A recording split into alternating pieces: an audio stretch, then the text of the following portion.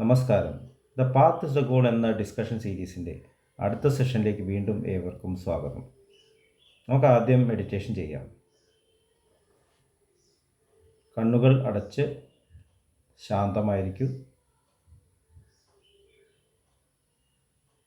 ഭൂമി മാതാവിനോടും സർവചരാചരങ്ങളോടും അന്തരീക്ഷത്തോടും കൃതജ്ഞത രേഖപ്പെടുത്തൂ.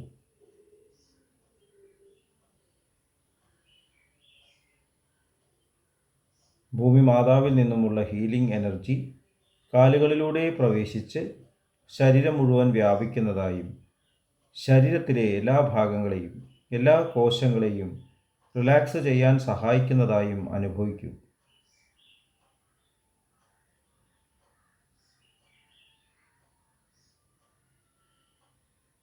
ഇപ്പോൾ ശരീരം പൂർണ്ണമായും റിലാക്സ്ഡായി.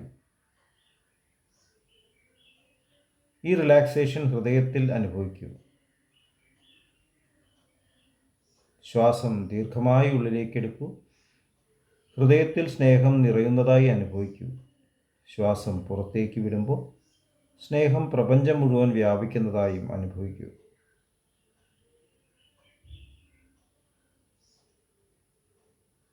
ഹൃദയത്തിൽ കുടികൊള്ളുന്ന സ്നേഹത്തിൻ്റെ സ്രോതസ്സിൽ നിന്നും ഉദ്ഭവിക്കുന്ന ദിവ്യപ്രകാശം മനസ്സിനെ ആകർഷിക്കുന്നതായി അനുഭവിക്കൂ.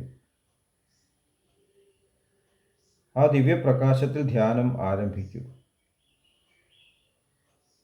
മനസ്സിൽ ചിന്തകൾ വരുന്നുണ്ടെങ്കിൽ മൃദുവായി അവയെ അവഗണിക്കുക. ദിവ്യപ്രകാശത്തിൽ ധ്യാനം തുടരുക. Please start meditation.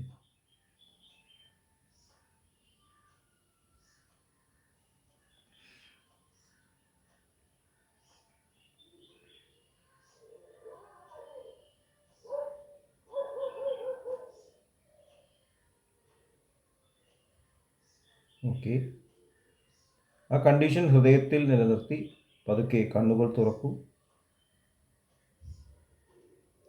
എല്ലാവരെയും വീണ്ടും ഹാർദമായി ഹാർട്ട്ഫുൾനെസ് സഹജമാർഗ് മെഡിറ്റേഷൻ സിസ്റ്റത്തിലേക്ക് സ്വാഗതം ചെയ്യുന്നു.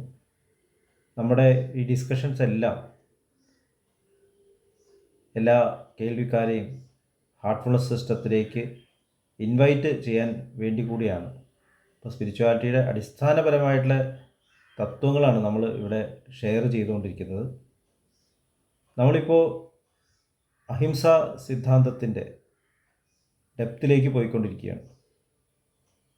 അഹിംസ എന്ന് പറയുമ്പോൾ ഹിംസ ഇല്ലാത്ത അവസ്ഥ, ഹിംസയുടെ ഇൻറ്റൻഷൻ ഇല്ലാത്ത അവസ്ഥ, ഹിംസ ചെയ്യാത്ത അവസ്ഥ എന്നല്ല, ഹിംസയുടെ ഇൻറ്റൻഷൻ തന്നെ ഇല്ലാത്ത അവസ്ഥ, അതായത് പരിപൂർണമായിട്ടുള്ള സ്നേഹം, അതായത് ഈശ്വരൻ, ഗോഡ് ഇസ് ലവ്.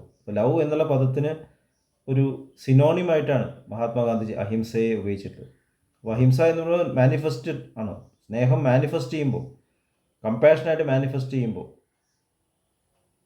അത് അഹിംസയായിട്ട് മാറുന്നു. ദലൈലാമ പല തവണയും മഹാത്മാഗാന്ധിജിയുടെ ഈ സിദ്ധാന്തത്തെ പ്രകീർത്തിച്ചുകൊണ്ട് സംസാരിച്ചിട്ടുണ്ട്. പല പുസ്തകങ്ങളും അദ്ദേഹം ഇൻട്രഡക്ഷനായിട്ട് ഈ ഒരു തത്വത്തെക്കുറിച്ചിട്ട് പറഞ്ഞിട്ടുണ്ട്.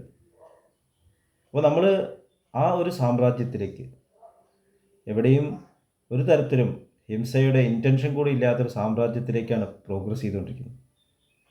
അപ്പോൾ അതാണ് യഥാർത്ഥത്തിലുള്ള കൺസ്ട്രക്റ്റീവ് പ്രോഗ്രാം. അപ്പോൾ ശരിക്കും പ്രപഞ്ചത്തിൽ കൺസ്ട്രക്ഷൻ മാത്രമേ ഉള്ളൂ, ക്രിയേഷൻ തന്നെയാണ് പറയുന്നത്. ഭഗവാൻ അദ്ദേഹത്തിൻ്റെ ആ സ്നേഹം എക്സ്പ്രസ് ചെയ്യാനുള്ളൊരു ക്രിയേഷൻ.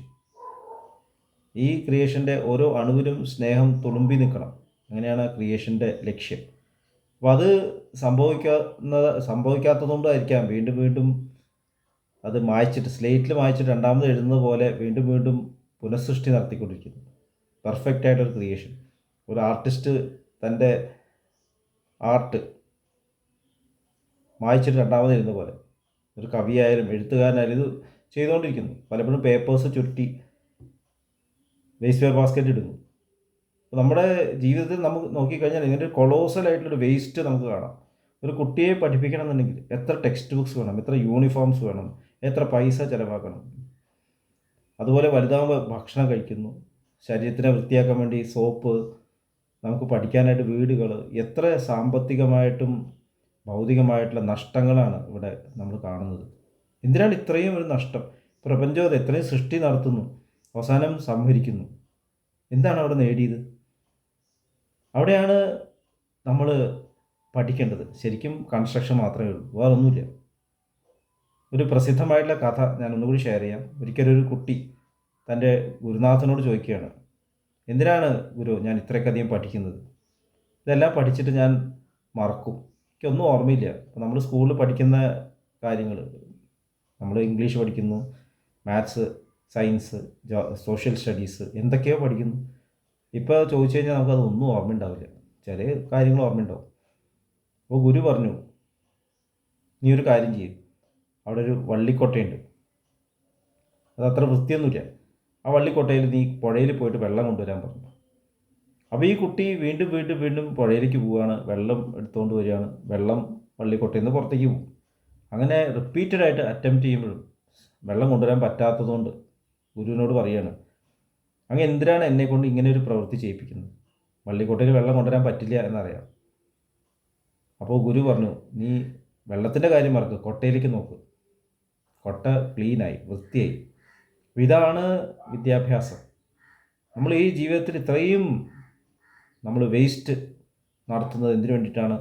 നമ്മുടെ ഉള്ളിലെ പ്യൂരിഫിക്കേഷനാണ്, മനസ്സിൻ്റെ ഉയർച്ച. ജീസസ് ക്രൈസ്റ്റ് പറഞ്ഞിട്ടുണ്ട്, ലോകം മുഴുവൻ നേടിയാലും ആത്മാവ് നഷ്ടപ്പെട്ടവൻ എന്താണ് നേട്ടം? അപ്പോൾ ലോകം നേടാനല്ല പ്രധാനം, ആത്മാവിൽ ഉയർച്ച കൊണ്ടുവരികയാണ്. ആത്മാവിന് ഉയർത്താന്നുകൊണ്ട് എന്താണ്? ഉദ്ധരേത് ആത്മനാത്മാനം ന ആത്മാനം അവസാദയേത് ആത്മൈവ ഹി ആത്മനോ ബന്ധു ആത്മൈവ രിപുരാത്മന എന്നാണ് ഭഗവാൻ പറഞ്ഞത്. ഞാൻ എന്നുള്ള ഈ ലോവർ തലത്തിന്, അതും ആത്മനാണ്, ഹയസ്റ്റ് ഈശ്വരനും ആത്മനാണ്. ആത്മനൊരു സ്പെക്ട്രമാണ്. ആത്മനിൽ നിന്ന് ബ്രഹ്മനിലേക്കും, ബ്രഹ്മനിൽ നിന്നും സെൻട്രലിലേക്കും എന്നാണ് സഹജമാർഗം പഠിപ്പിക്കുന്നത്. ഇതൊരു സ്പെക്ട്രമാണ്. ഇതിനാണ് നമ്മൾ സ്പിരിച്വൽ ഹാർട്ട് എന്ന് പറയുന്നത്. അപ്പോൾ ഈ ഒരു ട്രാൻസിഷൻ, ഇതാണ് നമ്മുടെ ലക്ഷ്യം. അപ്പോൾ ആ ലക്ഷ്യം നിറവേറ്റാനായിട്ട് നമ്മൾ മനസ്സുകൊണ്ട് പലതും ചെയ്യുന്നു, പല പ്രവൃത്തികളും ചെയ്യുന്നു. ഇവിടെ ചെയ്യുന്ന ആക്ടിവിറ്റീസ് നമ്മൾ ശ്രദ്ധിക്കുമ്പോൾ മനസ്സ് ഉയരുകയാണ്, മനസ്സ് സ്നേഹത്തിൽ ഉയരുകയാണ്, മനസ്സ് കമ്പാഷനിൽ ഉയരുകയാണ്, മനസ്സ് സത്യസന്ധതയിൽ ഉയരുകയാണ്, മനസ്സ് കൂടുതൽ കൂടുതൽ സത്യത്തിലേക്ക് വരികയാണ്, ഈശ്വരനിലേക്ക് വരികയാണ്, ഡിവൈൻ നേച്ചറിലേക്ക് വരികയാണ്. അപ്പോൾ ഒരു സ്റ്റേജ് എത്തുമ്പോൾ ഡിവൈൻ നേച്ചർ മാനിഫെസ്റ്റ് ചെയ്യുന്ന ഒരു ലോകം ഇവിടെ ഉണ്ടാവും എന്നുള്ള ആ സങ്കല്പത്തിലാണ് യാത്ര, ഐഡിയയിലേക്കാണ് യാത്ര. അപ്പോൾ അത് ലോകത്തിലോ പ്രപഞ്ചത്തിലോ കാണുമോ എന്നുള്ളത് നമ്മൾ ചിന്തിക്കേണ്ട കാര്യം എൻ്റെ ജീവിതത്തിൽ എനിക്ക് കൊണ്ടുവരാൻ സാധിക്കും. ഇൻഡിവിജ്വലാണ് ഈ കാര്യത്തിലെ പ്രാക്ടീസ്. നമ്മൾ ലോകത്തിലല്ല മാറ്റങ്ങൾ കൊണ്ടുവരേണ്ടത്, നമ്മുടെ ഉള്ളിലാണ് എന്ന് മഹാത്മാഗാന്ധിജി പറഞ്ഞു, be the change that you want to bring in this world. അപ്പോൾ ആ ചേഞ്ചാണ് കൺസ്ട്രക്ഷൻ, അവിടെയാണ് റെവല്യൂഷൻ, പുറമേ അല്ല റെവല്യൂഷൻ. ഇവിടെ ഒരുപാട് റെവല്യൂഷൻസ് നടന്നിട്ടുണ്ട്, ബ്ലഡി റെവല്യൂഷൻസ്, പലതരത്തിൽ റെവല്യൂഷൻ മാറ്റങ്ങൾ വന്നിട്ടുണ്ട്. പക്ഷേ യഥാർത്ഥത്തിലെ മാറ്റം സംഭവിച്ചു. നമ്മൾ മനുഷ്യൻ്റെ ചരിത്രത്തിലേക്ക് നോക്കിക്കഴിഞ്ഞാൽ, ചരിത്രത്തിൽ നമ്മൾ പേരെടുത്ത് പറയാൻ പറ്റുന്ന എത്രയോ കുറച്ച് ആൾക്കാരേ ഉള്ളൂ ശരിക്കും പരിണമിച്ചു, മനസ്സ് ഉയർന്നവർ.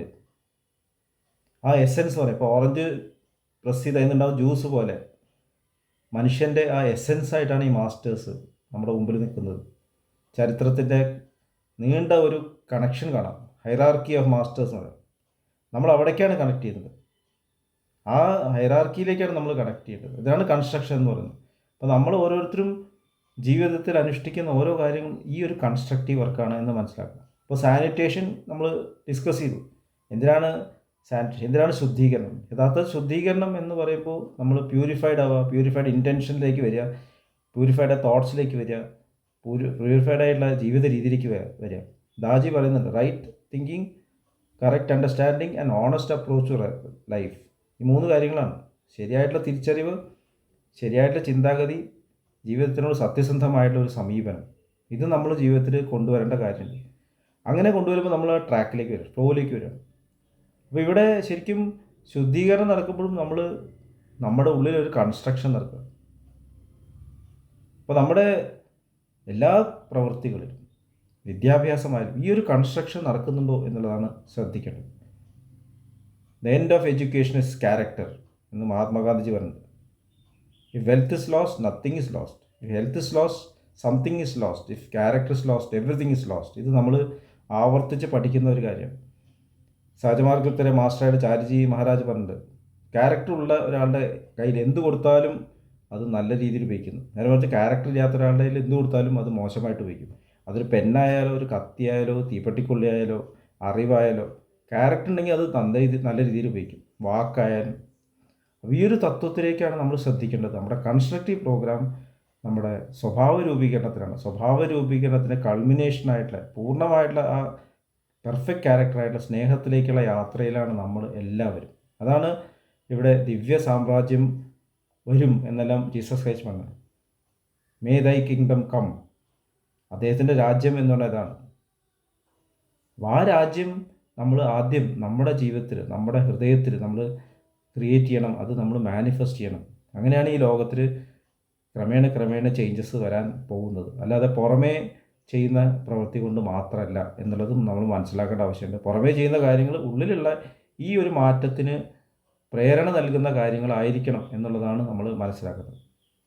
ഇത്രയും പറഞ്ഞുകൊണ്ട് ഇന്നത്തെ ഡിസ്കഷൻ ഇവിടെ അവസാനിപ്പിക്കാം. നമുക്ക് അടുത്ത സെഷൻ്റെ ഈ ഡിസ്കഷൻ കണ്ടിന്യൂ ചെയ്യാം. നന്ദി, നമസ്കാരം.